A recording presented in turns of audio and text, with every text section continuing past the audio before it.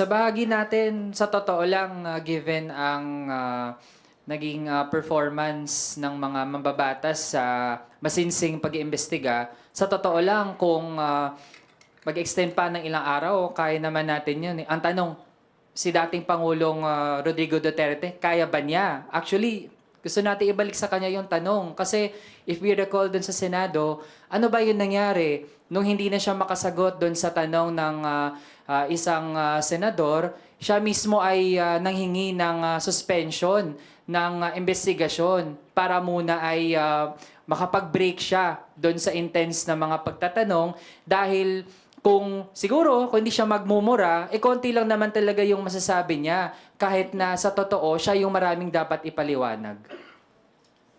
First of all, siguro linawin natin yung Mic. yan, linawin natin si attorney niya, si Sal Panelo, no?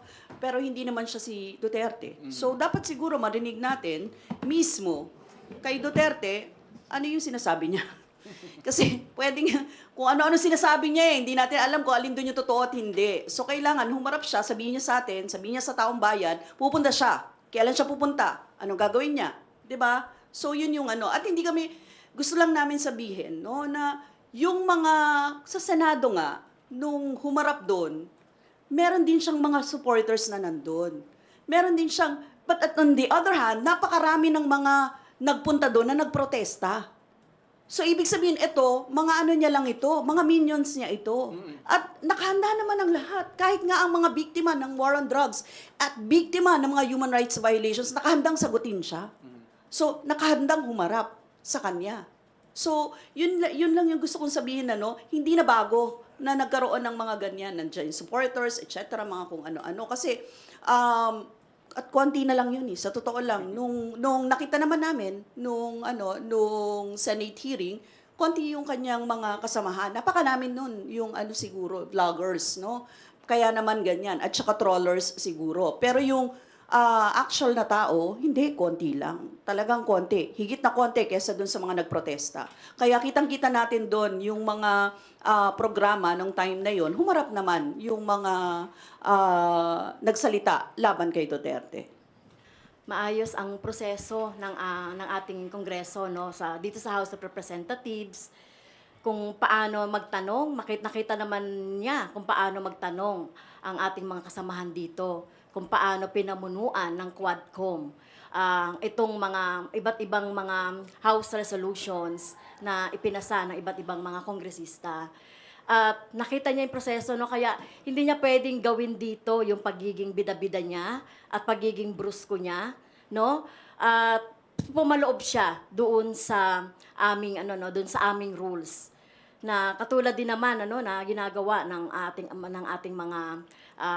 ating mga biktima ng mga kamag-anak ng mga biktima ng war on drugs. Ang hirap kaya na magsalita at ikwento, no, yung mga nangyari sa yung kamag-anakan, no? So mahirap itong ginagawa ng ating mga biktima, no, biktima yung ating mga kamag-anak ng mga biktima ng EJK. Wala nang hihigit doon na sa sakripisyo na ginagawa ng ating mga biktima. Kaya so hinahawa namin siya, no, kung talagang ready siya by tomorrow, no. Ready rin kaming harapin siya tomorrow, yung ating yung makabayan, para iharap din at sagutin niya yung mga tanong ng ating mga kamag-anak ng mga biktima ng EJK. In fact, hindi pa kami tapos sa mga hearings. Yung EJK pa lang ng war on drugs, ng Peking war on drugs, yung pinag-uusapan.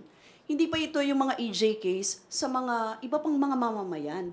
Yung mga EJKs sa mga aktivista, yung mga ginawang pagpatay, no? Yung mga massacre na ginawa nung panahon ng kanyang administrasyon.